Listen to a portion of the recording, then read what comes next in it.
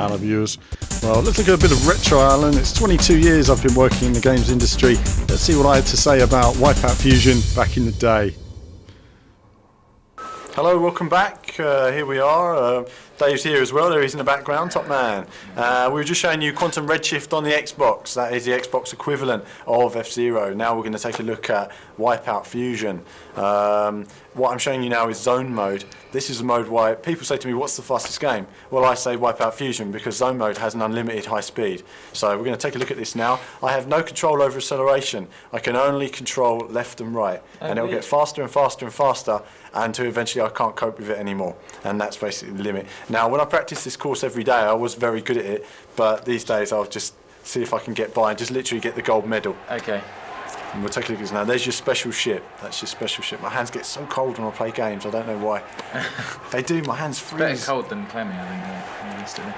Okay, so Alan's going to be playing this. I think he's going to need to concentrate, so I might actually... It starts off very slow. That was me there. This is me just playing a bit of Wipeout Fusion back in the day. I really was actually pretty good at it, and I could regularly get whatever the top medal was every single time I played. I really struggled whenever I was on TV at the time. One, you're quite nervous, hence your hands get really cold, I was talking about. But the other thing is that it turned out there was a massive lag. So the signal from the console had to go through a box so you could see it at home, and then there was a massive lag. So I'm trying to play here. I went to play F-Zero, which I regularly completed on the highest setting. Couldn't play it to save my life. It was really frustrating. And this was on TV as well.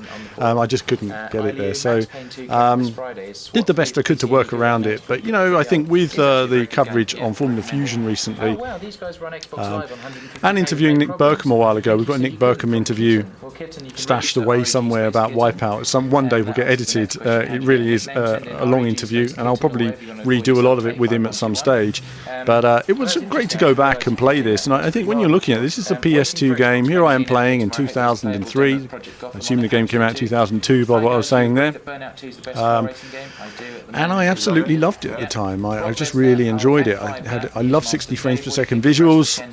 It ticks that box. But when you look at the quality of visuals and what's actually there, you know, and this is a game so old, and yet today we've got games that still can't barely run at 30. You know, it shows what kind of technical achievements were being made with the PS2. When at the time I was still disappointed with that hardware. I felt it should have been better than what it was at the time, and it's good. So what I've done here is I've showed a little cut of myself playing games back in the day, and there's about 80 hours of this stuff. And what we were doing is we were streaming. Essentially, we were on TV. Before anything existed on the internet. This was before YouTube, any streaming services. So this was like a live stream back in the day, and we received hundreds of texts every show, and it was fun. It was just playing games. We had a couple of guests on there as well, and I really enjoyed this back in the day. There was no prep, there was no training. You just sit in front of the camera. We didn't even know what games we were playing 5 minutes before we went on air, and then suddenly you have 100,000 people watching you, wondering what you're going to play. And we see Dave the Guru there as well. Good old Dave doing his thing. That's my gamer face. Look at that. I hated it when they showed my gamer face. That's something that never appears very often, not even here on VVV. It's something we'll lock away. But it's been interesting going back and seeing my opinions. I mean, I was playing Quantum Redshift before this, and we played hundreds and hundreds of different games, all genres, all formats. And back then it used all of this gaming knowledge on the wall behind me. I mean, I was a walking dictionary back then, so it's interesting to see your own opinions and how they change. And even sometimes when I compare my experience that I have on the genre of racing, and I get YouTube comments and people arguing with me over something, and they have very little experience to draw from. They've played one game that's quite similar, but I played all the games, and so I have a lot of information to draw on when I'm coming up with decisions and giving you guys information. And that's one thing I always do on this channel, is try to give you the best information I have with what I've seen, and in terms of observation and everything else. You know, I can play games and very quickly pick up on the game structure itself and whether it's progressing.